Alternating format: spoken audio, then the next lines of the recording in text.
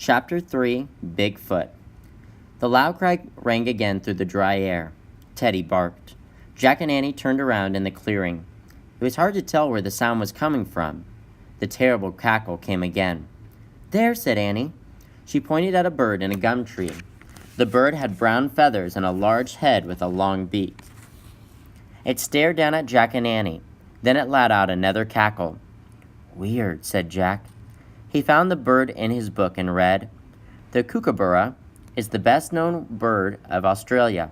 There is even a popular song about it. The kookaburra is also called the laughing donkey. This is because the strange sound it makes reminds people of a braying donkey." "I know that song," said Annie. She began singing, "Kookaburra sits on the old gum tree, Merry, merry king of the bush is he." Jack wrote in his notebook, "Kookaburra, a big kook." Annie stopped singing. "Hey," she said, "there's another weird thing." "Where?" said Jack. Annie pointed to a big bluish-tan lump lying in a shallow, dusty hole. "Is it alive?" said Jack. They stepped closer to the big lump. "It looks like it's breathing," said Annie.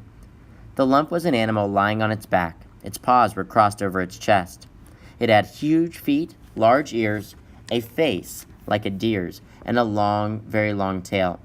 It also had a very fat stomach. Just then a small head peered out of its stomach.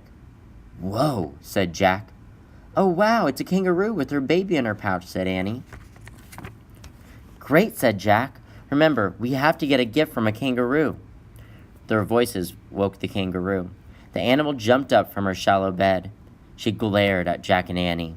Her baby peeked out of her pouch. The mother kangaroo gave an angry stamp. "Oh, we're sorry," Annie said. "We didn't mean to wake you up." The kangaroo eyed Annie curiously. Then she took a giant hop toward her. Copying the kangaroo, Annie hopped towards the big animal. The kangaroo hopped again. Annie hopped. The kangaroo and Annie began hopping around each other. They looked as if they were dancing. Jack couldn't believe how graceful the kangaroo was. She seemed to fly through the air, then land as softly as a butterfly. He looked up kangaroo in his book and read, "The kangaroo is the most famous of the marsupials. The female carries her baby, known as a joey, in her pouch. Scientists call the kangaroo a macropod, which means big foot. And big feet help a kangaroo hop higher than any other animal in the world. With a running leap, a large kangaroo can jump over a school bus." "Forget the hopping contest, Annie," Jack called. "She can out-hop you by a mile." He pulled out his notebook and wrote, "Kangaroo, big foot, can jump over a school bus." The kangaroo began stamping her feet again. "What's wrong?" said Annie. The kangaroo froze.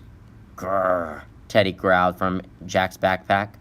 Some nearby bushes moved. A moment later, 3 dogs crept silently into the clearing. They were sand-colored and mean-looking. Teddy growled once more. But the dogs crept towards the kangaroo. Suddenly, the mother kangaroo sprang into the air away from the dogs. The dogs chased after her. "Stop!" cried Annie. "Stop! Leave her alone!" As the kangaroo jumped, she turned in midair and landed facing a different direction. She then zigzagged over rocks and bushes. Howling, the wild dogs raced after the kangaroo and her baby.